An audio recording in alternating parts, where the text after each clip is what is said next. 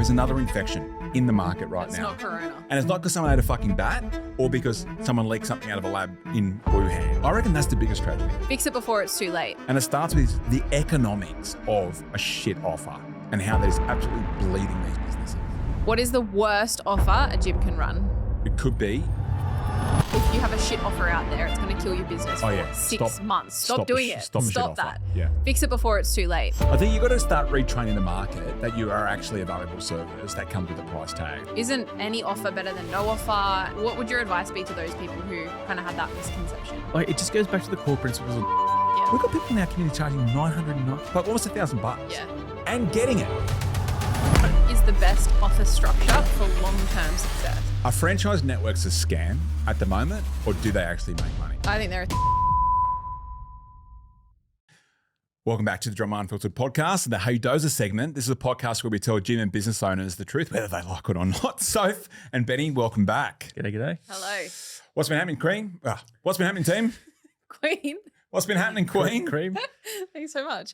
Well, I am loving at the moment. We've just brought on 2 new traction coaches into Geronimo, been training them up, and they are fucking weapons. So that's my kind of update. Yeah, shout out to Rob and Ryan. They're fucking getting in there and they are helping studio owners grow. Again, whether they like it or not. Yeah, kicking and screaming, dragging across the line. Absolutely. Yeah. I just got back from 2 weeks on holidays and I didn't open my computer. Exactly. So that's a result. Yeah, and even better than that, I got home to an inbox full of sales and growth and smashing targets. So it was an absolute joy to come back to a business that wasn't burning down. That was actually flying and thriving. That's kind of what a business is. Kind of what a business. Because I was away too. Be. You were away? Yep. I was away as well. The team just got on with it. Loved it. What were you doing, Dose? You were away? You guys were both away. You should both go away again.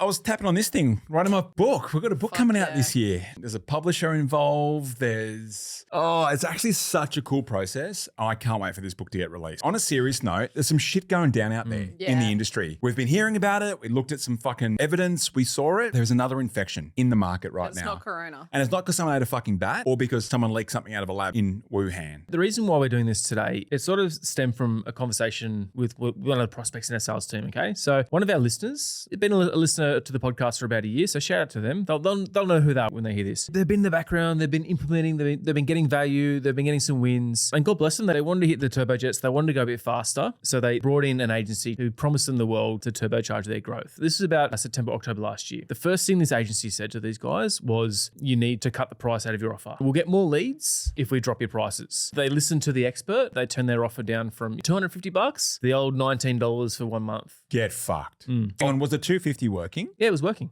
So it was working. Why the fuck did they do that? Yep. Because they wanted to go faster. This was the expert advice. They cut 90% out of their front end offer value. They launched this offer and all of a sudden, all these dream clients, all these avatar clients were coming into their gym, like turning on a tap. They disappeared, they vanished, and they got a flock of bin chickens in. Brokies, people who aren't they bought, they didn't show up, they ghosted, they came to the first session, total waste of time. I guess what happened when they were due to roll over? They didn't. Yeah. So all these leads didn't turn into intro deals and intro deals didn't turn into clients. And just the way the year worked, that killed them in November. There was no extra clients in December. They've limped into 2025 with a whole bunch of pauses and cancels, no actual quality people to refill the tank. And now, that they reached out to us about, great, what do I do? Is it my marketing? Is it my ads? Is it the offer? What do I need to do? And the first thing I said, you got to turn your offer back up. You got a virus. You got a virus. You got an offer virus. Yeah. Yeah. So for the listeners out there that might be thinking, well, isn't any offer better than no offer? And I'm out there in the market, I'm getting leads. What would your advice be to those people who kind of had that misconception? It just goes back to the core principles of marketing. You need to know who your perfect customer avatar is, and you've got to attract them in. Your marketing needs to speak to the pain points, needs to speak about your community, all the assets you have.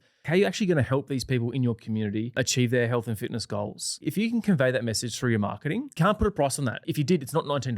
You're not going to change someone's health and fitness for $19. But what if they're saying, you told me to have a strong offer. This is a strong offer. The $19? No. A strong offer isn't a fucking strong discount. So then what is a strong offer? One that was working.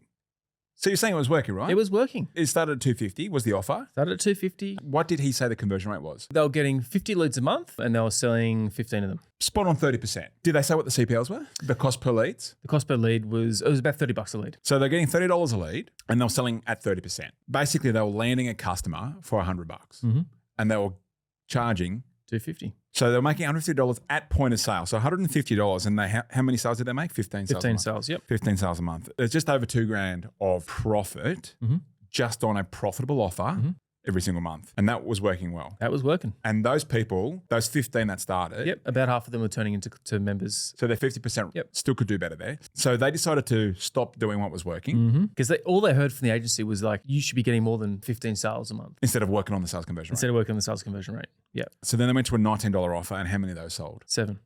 Get fucked. Yeah. Hang on. So it was a $19 offer. Did the CPLs get better or worse? Worse.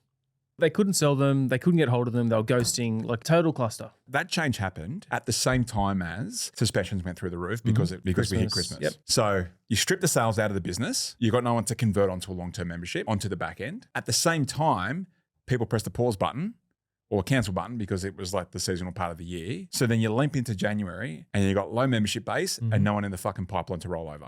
What's a rollover? No one in the pipeline to fucking sell a long-term membership too. That's fucked. I know personally that there's multiple people who do this and it's a big mistake. So what the fuck do you do about it? How are we fixing this? For all the listeners out there. I'd get back to what was working and what was profitable. But they wanted more. They wanted to grow faster. Turn the ad spend up instead.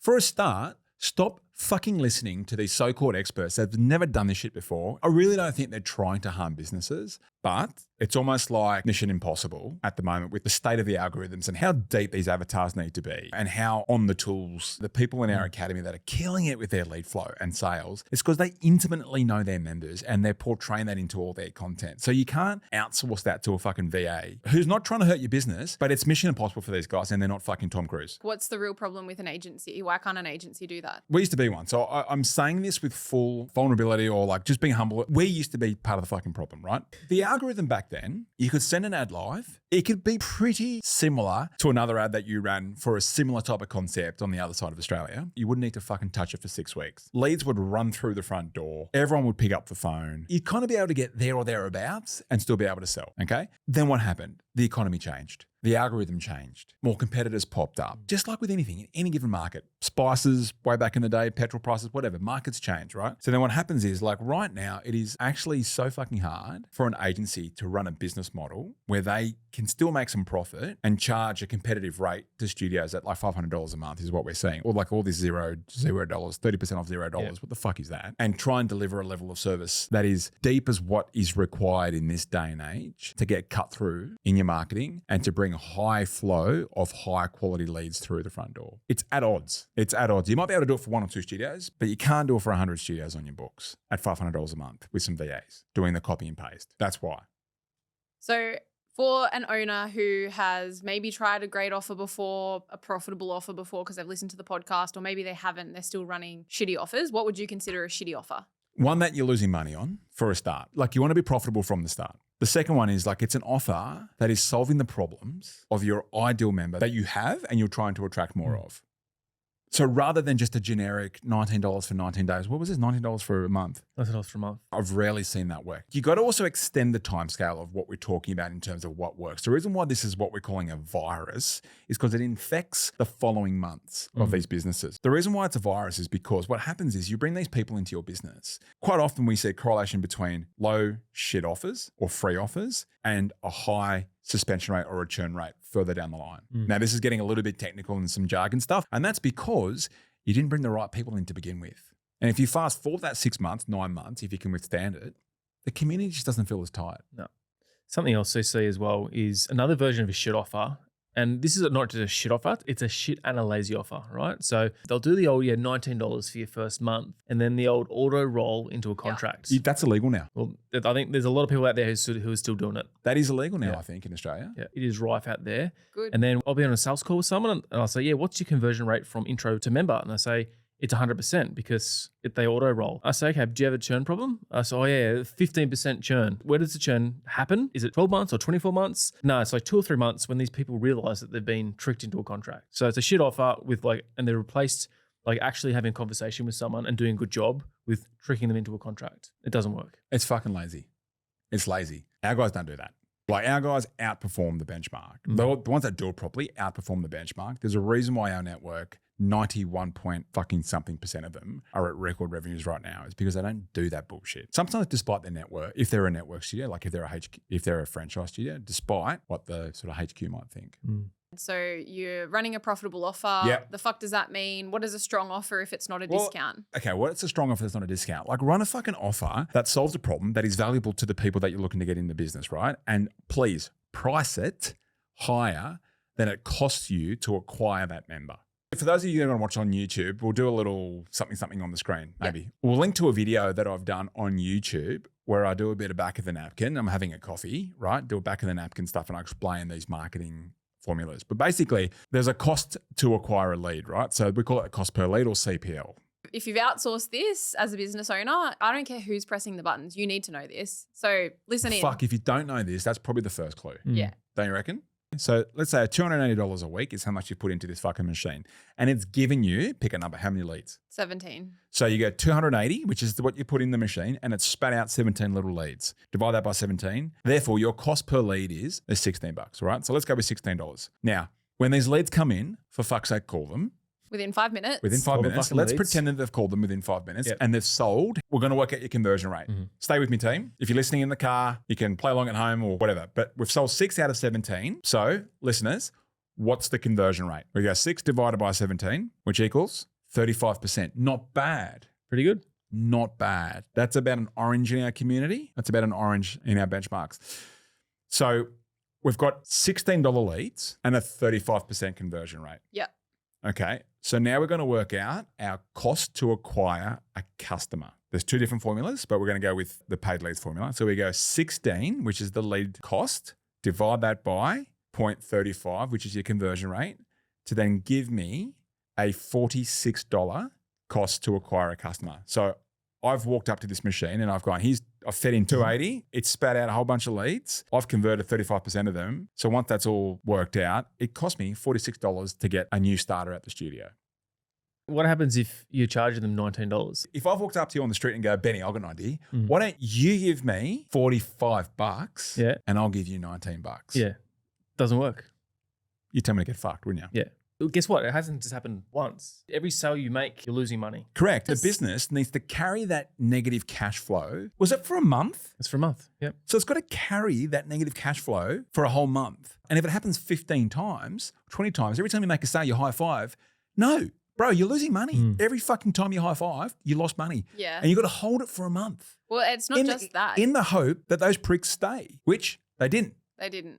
It's not just the I'll give you 45 and then you get the 19 back. And then maybe if I feel like it, I'll give you 2.5 maybe in lifetime value, right? But that doesn't fucking happen. So what's a better way? Okay, so we've got a $46 is how much it costs to get a member out of the market, right? Yep. That's your CAC. You got to track the CAC. A better offer is more than that.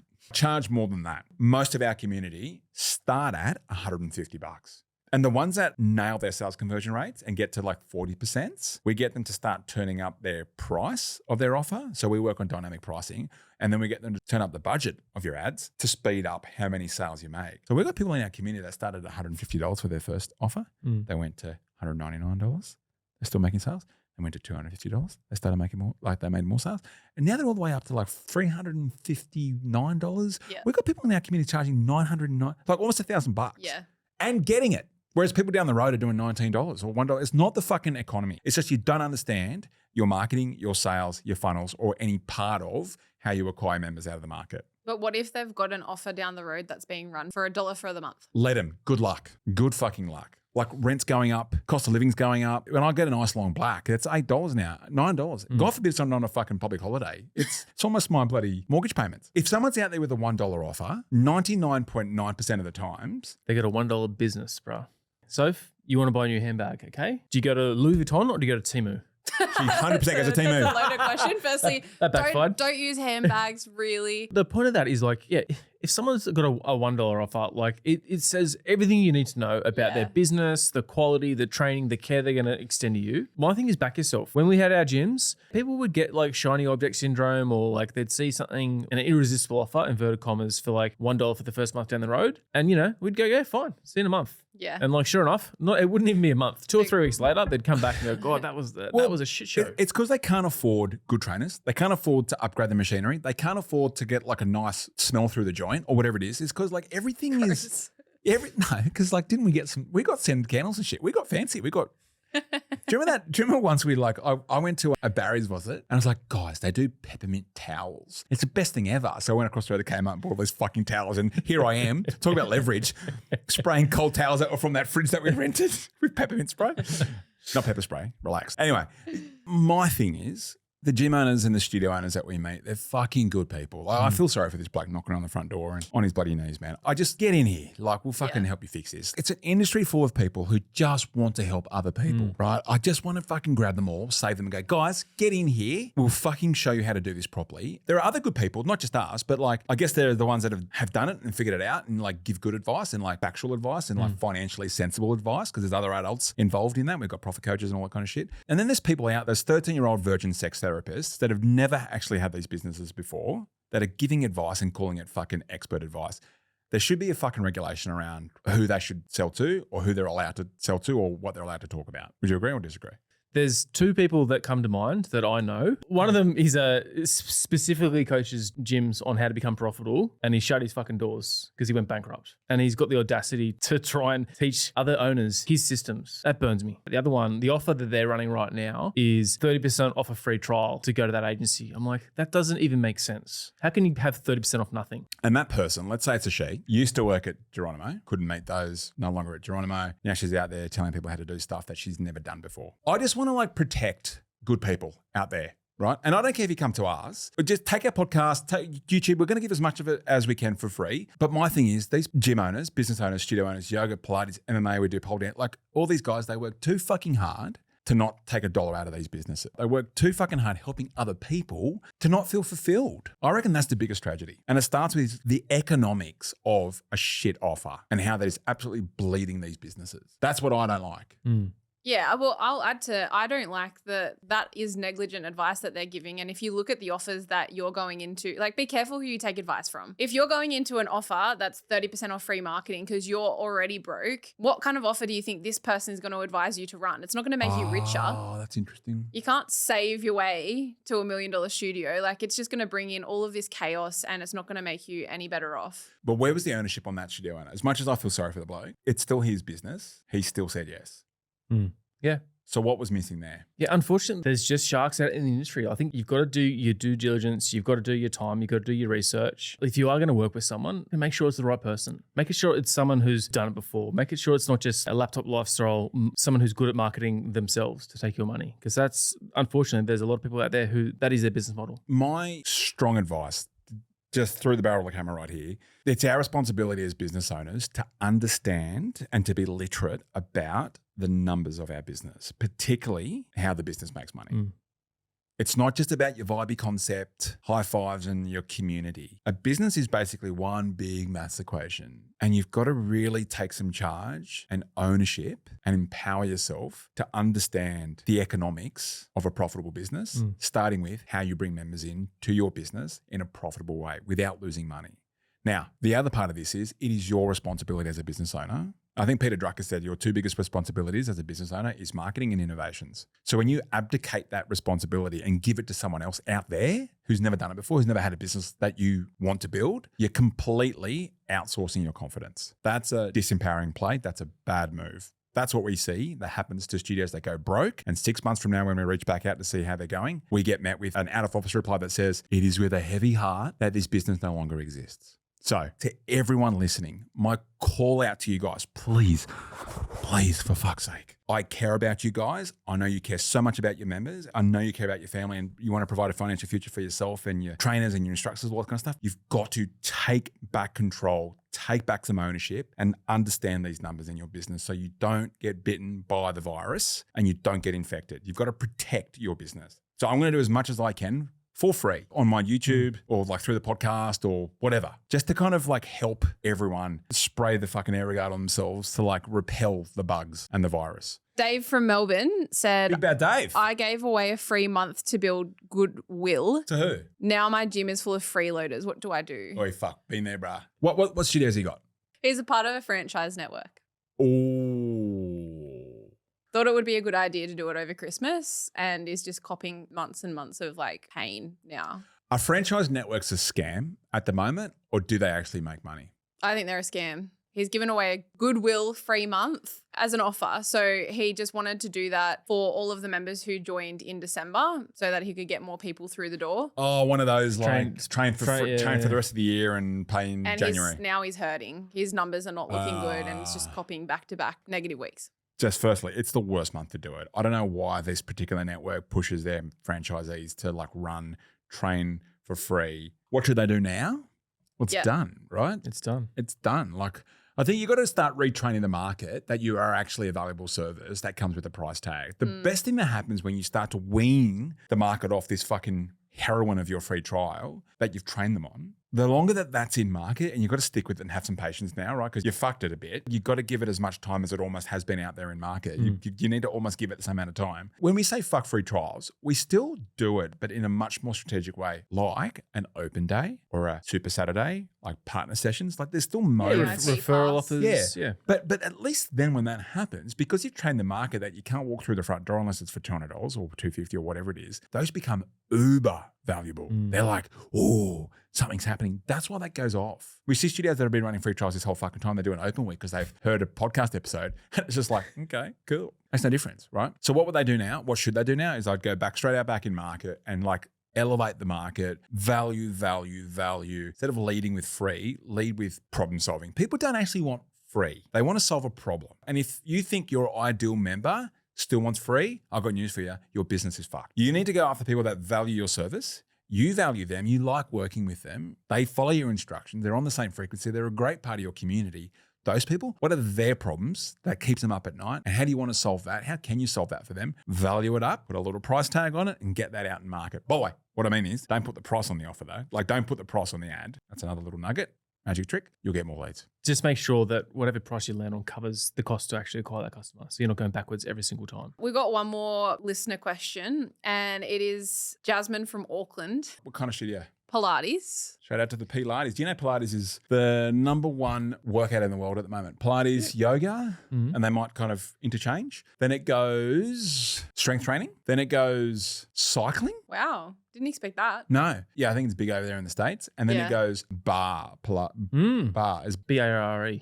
What's that? It's like a ballet thing. Hold on to the... Yeah. She said, I raised my prices and now leads have slowed down because of the cost of living. Did I fuck up? Or is this normal? Well, how would raising your prices slow down your leads if you're not putting the price in the ad, woman? And so what if she's talking more about the objections over the phone because people don't want to pay for this offer now? Jasmine, do me a favor, make sure your price isn't on your ad. Two of the most powerful marketing techniques is curiosity and a bit of mystery, okay? The job of the ad is to sell the click, not to sell your offer. I think she's probably got the price on there, okay? So take the price out and really work on the copy to make sure that you're solving the deep down desires of this person. I'm assuming the reason why she turned the price up was because she was selling them, right? Yeah, it was fair assumption. Yeah.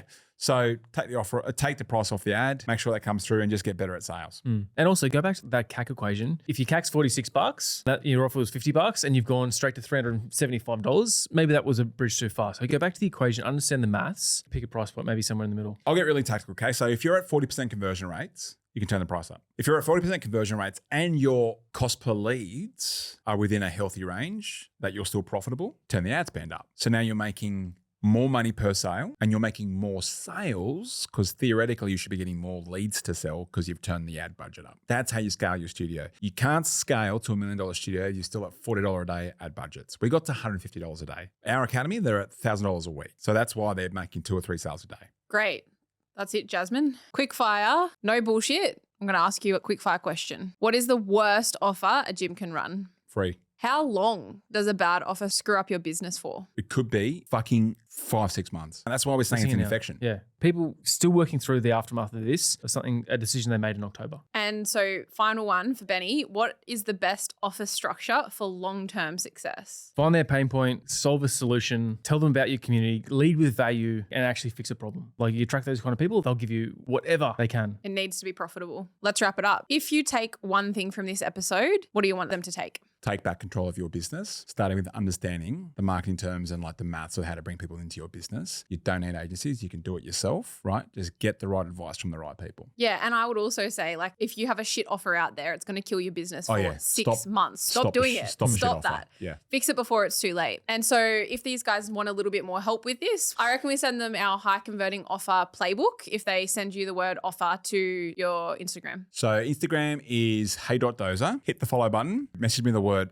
offer, and we'll give them from the vault the best stuff. These peeps need it, man. I reckon we can do them a solid. Some of these guys don't know what a CPL is. They need help, and we're fucking going to give it to them. Okay. All of it. Shit. All right. Expect to see you guys in there. Offer. Right offer. Christine, Chuck in the team. Expect some messages. All right. So next week. Ooh, what do we got next week? Are we going to be talking about franchises? We're going to be exposing the truth about a lot of these franchises. That is going to make a lot of people pretty upset. Should be fun. Should be fun. Tune in next week. See you guys. Love you lots. Bye. Bye. Thanks for tuning in to today's episode. If something resonated with you, then do one of two things. Either leave a review or send this episode to a mate who's in the industry who might need to hear this. But if you want more right now, because your head might be spinning and you're like, all right, what the hell do I do right now? Then in the show notes, you'll find a link to where you can book in for a free 15-minute checkup on your studio, where we get to have a look at how you're going right now and where some of the kind of quick win opportunities are to get you moving faster. I can't wait to be back in your ears next week. And if you're listening to this right now, I want you to know that I love you, I appreciate you, I'm grateful for you, and I'm in your corner. You are on the right track and I believe in you. So keep going, and I'll see you next week.